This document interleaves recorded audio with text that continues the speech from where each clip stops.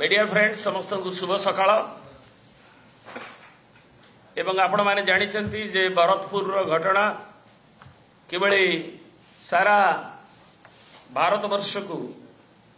आज आंदोलित करिछि एवं जो बड़ी भाव में पैशाचिक व्यवहार एवं जो निर्यातना दिया जाइछि जो थाना भितरे जो बड़ी भाव में आचरण करा जाइछि आक्रमण करा जाइछि सारा भारत वर्ष रे विभिन्न गणसंगठन विभिन्न वर्ग एवं ओडिशा रे सेदिपाई तीव्र प्रतिक्रिया प्रकाश पाइथिला एवं से प्रतिक्रिया आमर महिला जनता दल मध्य माननीय राष्ट्रपति द्रौपदी मुर्मू को एक स्मारक पत्र जरिया रे ओडिशा रु माननीय आसीथिबा दृष्टि एवं विभिन्न घटना प्रवाह रे देशर सर्वोच्च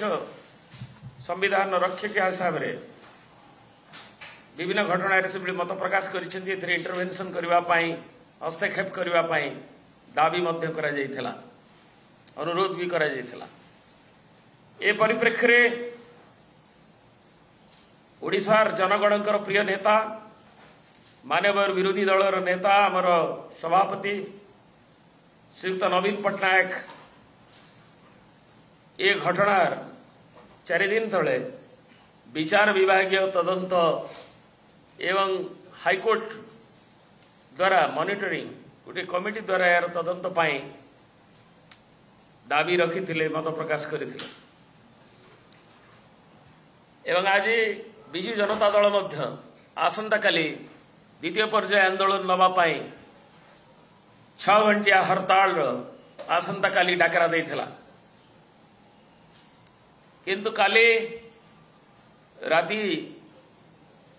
12टार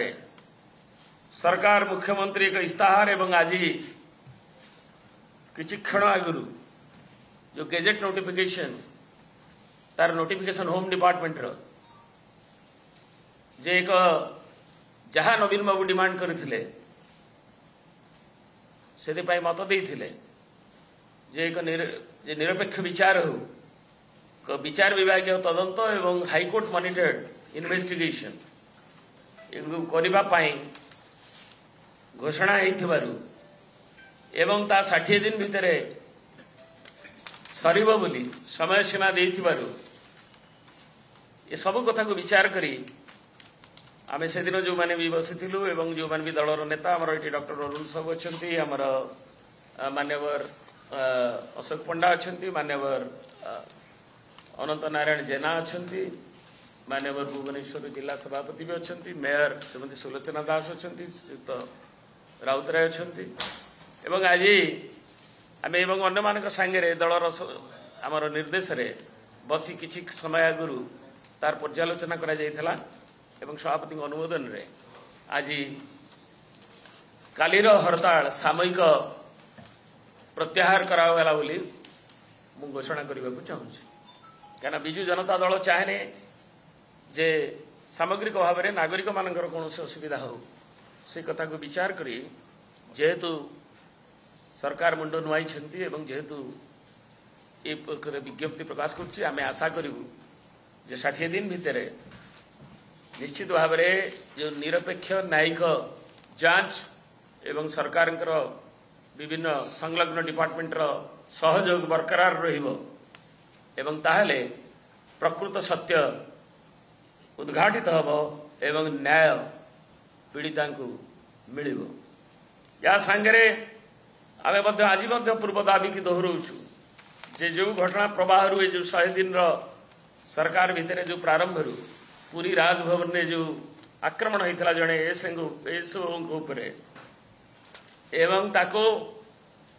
झारखंड जड़े युवक जे कि संपर्कित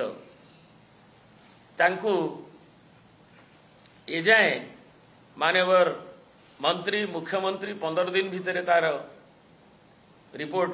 तदंत करा जाई पदक्षेप निया जिवो बोली कहा जिवा सत्वे कौनसी कार्यक्रम हेनी जाकि आईन श्रृंखला परिस्थिति की राज्य रे खराब हबारे एक आई ओपनर भाया जो प्रारंभिक 100 दिन शेष पर्यायर ये घटना दुर्घटना घटी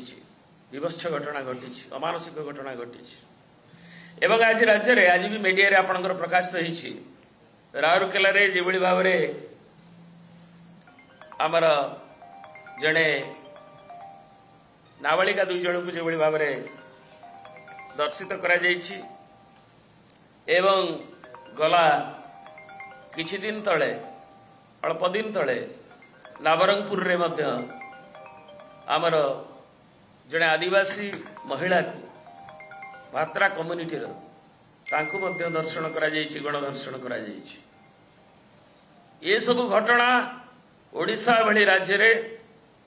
निश्चित भाव में जी कहूँ जे आम सब कथारे कथारे कथारे 24 वर्ष सरकार कथा को उत्थापन न करी जहाँ श्रीयुक्त नवीन पट्टनायक कही कहानी न गपी निजे कार्यानुष्ठान नहीं करी आईन श्रृंखला स्थिति को बरकरार रखंतु एवं जदि जड़े ब्रिगेडियर झील प्रति माननीय हाइकोर्ट हस्तक्षेप पर पदक्षेप निगला श्रीयुक्त नवीन पट्टनायक दाबी पर जनगण दाबी पर आंदोलन आशंका एवं तार जो जनमत